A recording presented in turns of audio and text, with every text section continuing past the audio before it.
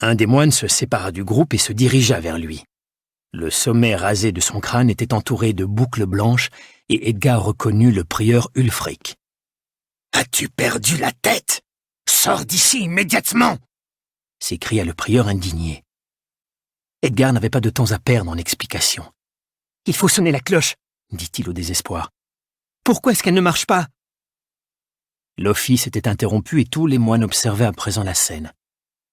Un deuxième frère s'approcha.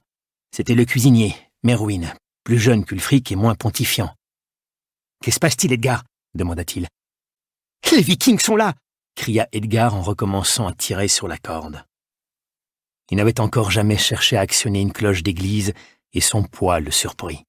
« Oh non !» gémit le prieur Ulfric.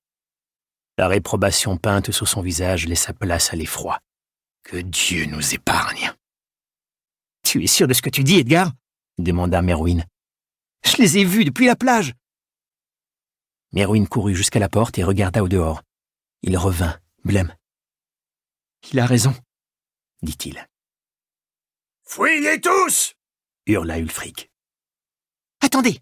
intervint Merwin. « Edgar, continue à tirer sur la corde. Il faut plusieurs tractions pour la mettre en branle. Soulève tes pieds et reste suspendu, vous tous. Il nous reste quelques minutes avant qu'il soit là. Ne partez pas les mains vides. Prenez d'abord les reliquaires contenant les restes des saints, puis les ornements d'église incrustés de pierres précieuses, et aussi les livres. Et ensuite, courez vous réfugier dans les bois. » Accroché à la corde, Edgar souleva tout son corps du sol et un instant plus tard, il entendit résonner le bruit assourdissant de la grosse cloche. Ulfric attrapa un crucifix en argent et se précipita au dehors. Les autres moines l'imitèrent, certains rassemblant calmement des objets de valeur, d'autres hurlant, pris de panique. La cloche commença à se balancer et résonna à plusieurs reprises. Edgar tirait désespérément sur la corde de tout son poids. Il voulait faire comprendre à tous au plus vite que ce n'était pas un appel aux moines encore endormis, mais une alarme destinée à la ville entière. Au bout de quelques instants, il estima en avoir assez fait. Il laissa la corde continuer à osciller et se précipita à l'extérieur de l'église. L'odeur âcre du chaume en feu lui piqua les narines. La brise vivifiante du sud-ouest propageait les flammes à une vitesse effrayante. En même temps, le ciel devenait plus clair.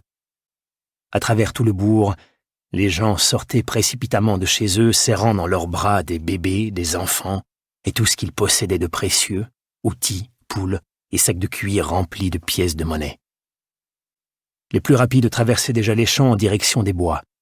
Certains réchapperaient de ce péril, songea Edgar, grâce à cette cloche.